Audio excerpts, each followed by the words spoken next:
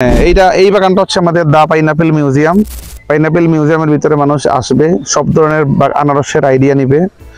বিশ্বের সব জাতের আনারস এখানে সমারোহ ঘটানোর চেষ্টা করা হচ্ছে। অলরেডি 4টা জাত কনফার্ম হয়েছে, 3টা চাষ হয়ে গেছে আর একটা বাকি আছে, এবার আমরা বিক্রিও করেছি।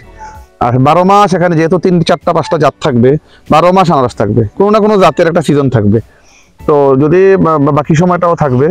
আর মানে সর্বোচ্চ মানের, বিশ্বের সর্বোচ্চ মানের আনারস এখানে উৎপাদিত ইনশাল্লাহ হবে। আপনারা খেয়েছেন, আপনারা আরও যারা খেয়েছে, যারা এই আনারস বাগানের আনারস খেয়েছে, সানমিয়া বাগানেরও সাথে আমাদের এই পাইনাপেল মিউজিয়ামেরও, তারা এই আনারসের স্বাদের কারণেই আবার ফিরে আসে, বারবার আসে।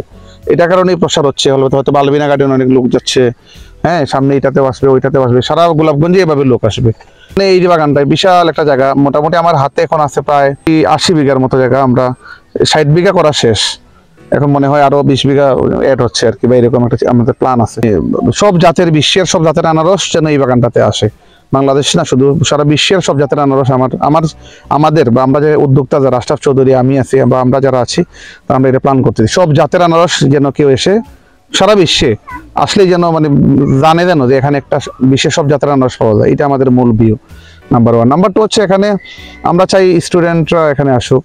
এখানে বিভিন্ন উদ্যোক্তা তৈরির জন্য আদর্শ রিসোর্ট বা আদর্শ বাগান এটা হোক, তারা এসে যেন এখানে অনেক আইডিয়া পায়। এই আইডিয়াটাই যেন ছড়িয়ে পড়ে সারা দেশে। তো এখানে এসে মানুষ বসবে কোথায়, খাবে কি, এই জন্য আমার পাশাপাশি রিসোর্টে চিন্তা করতেছি আমরা টং, এখানে রান্নাঘর থাকবে, এখানে চিলড্রেন, বাচ্চাদের জন্য আমরা ওইরকম করবো না, বাচ্চাদের একটা খেলার মাঠ করার চিন্তা করতেছি। এর নিচে জায়গা আছে, মাঠ, বাচ্চারা খেলাধুলা করবে, দৌড়াদৌড়ি করবে।